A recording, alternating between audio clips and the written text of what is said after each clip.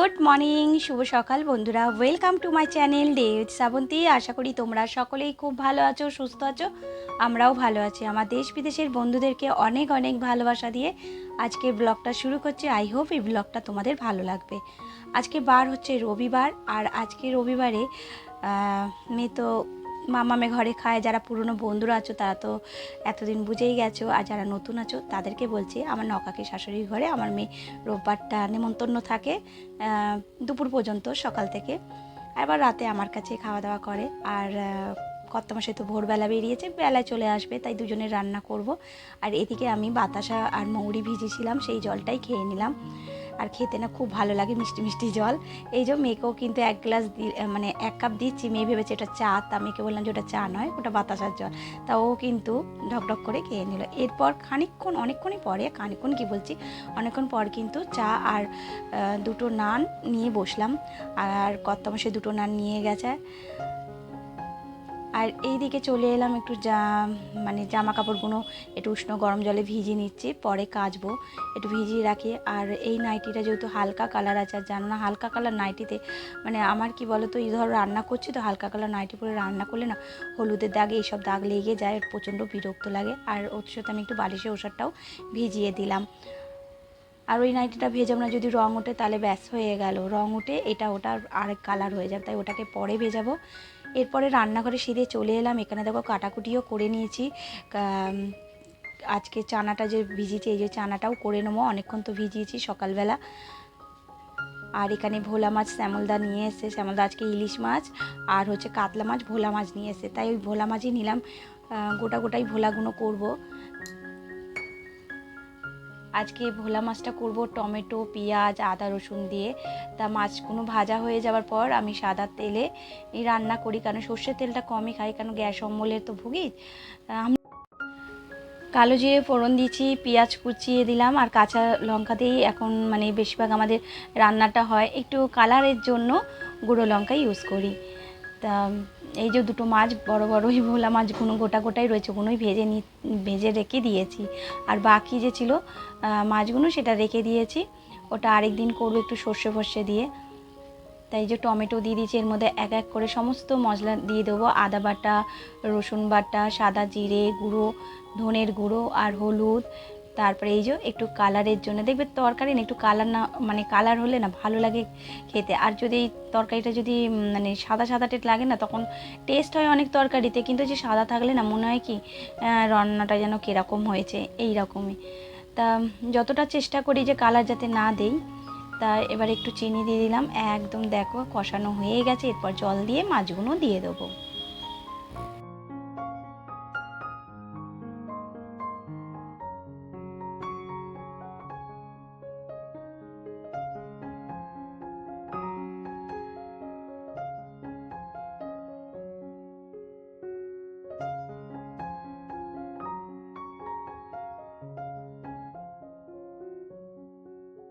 ওদিকে আমার মাছের ঝোলটা হয়ে গেছে, ওটাকে নামিয়ে দিয়েই কিন্তু কাবলি ছোলাটা বসিয়ে দিয়েছি, ওটাও আমার হয়ে গেছে।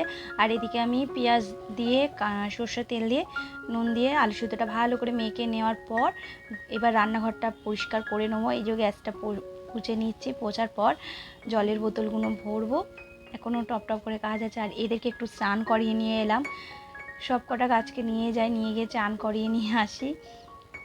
আর এখানটায় পোছাপুছি সমস্ত কাজ কমপ্লিট হয়ে গেছে। আর ওদিকে কিন্তু আমি বাসন রেখে দিয়েছি, জলের বোতল মানে ভরবো বলে ধুয়ে ওখানে রাখা হয়ে রয়েছে।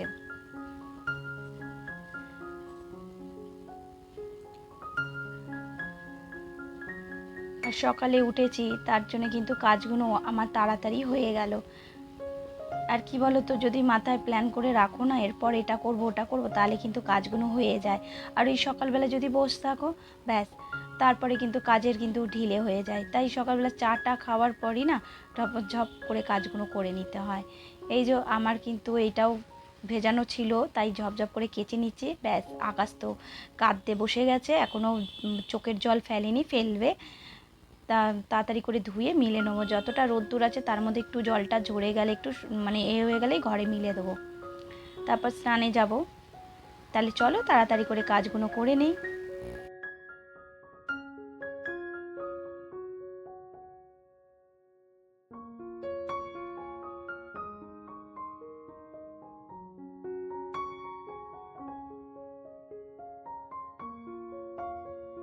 কেচে তো মিলে দিয়েছিলাম, কিন্তু বাইরের ওয়েদারটা দেখে মনে হলো হুড়মুড়িয়ে নামবে, তা কর্তামশাইয়ের গেঞ্জিটা একটু দিয়ে দিলাম। আর বৃষ্টি তো নেমে গেছে, তার মধ্যে কিন্তু নাইটি দুটো যেহেতু শুকিয়ে গেছিলো, অনেকক্ষণই দিয়েছিলাম, তার নাইটিগুলো আবার এখানে দিয়ে দিলাম। আর এই দেখো হুড়মুড় করে কিন্তু বৃষ্টি নেমে পড়লো, মানে হুড়মুড় করে হচ্ছে আবার বৃষ্টি থেমে যাচ্ছে, এইরকমই হচ্ছে জানো তো।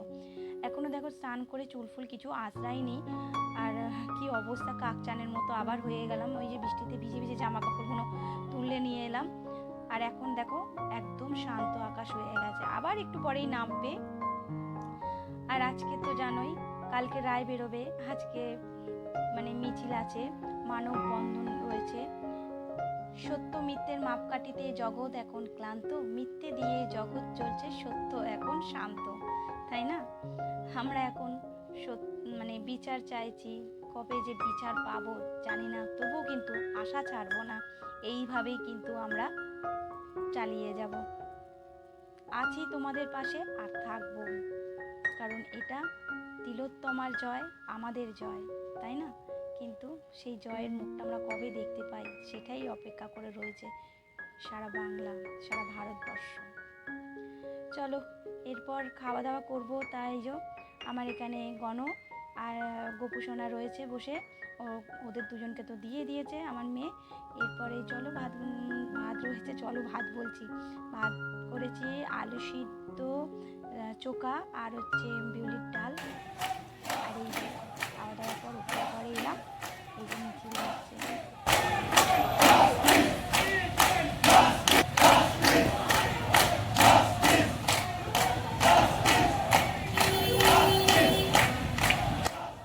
এই মিছিলটা হচ্ছে কর্তামশাই ছোটোবেলা যে স্কুলে পড়তো সারদা স্কুলে, সেইখান থেকেই বেরিয়েছে সমস্ত দিদিমণি স্যাররা।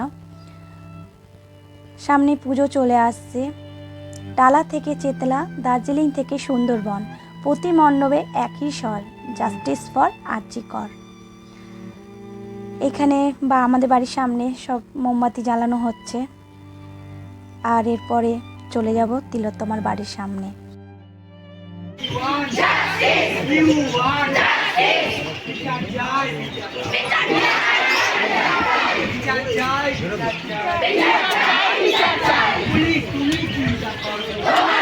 হচ্ছে বড় পুলিশ, তুমি চিন্তা করো, হচ্ছে বড় justice, I want justice, you want justice, বিচার চাই, বিচার চাই, বিচার চাই,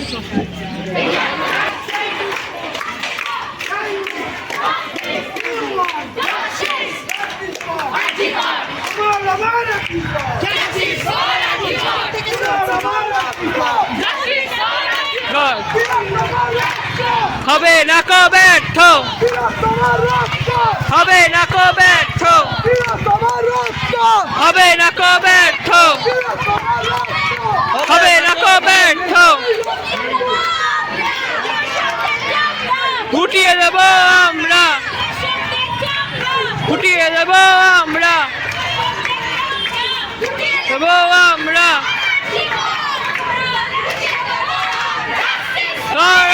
কর,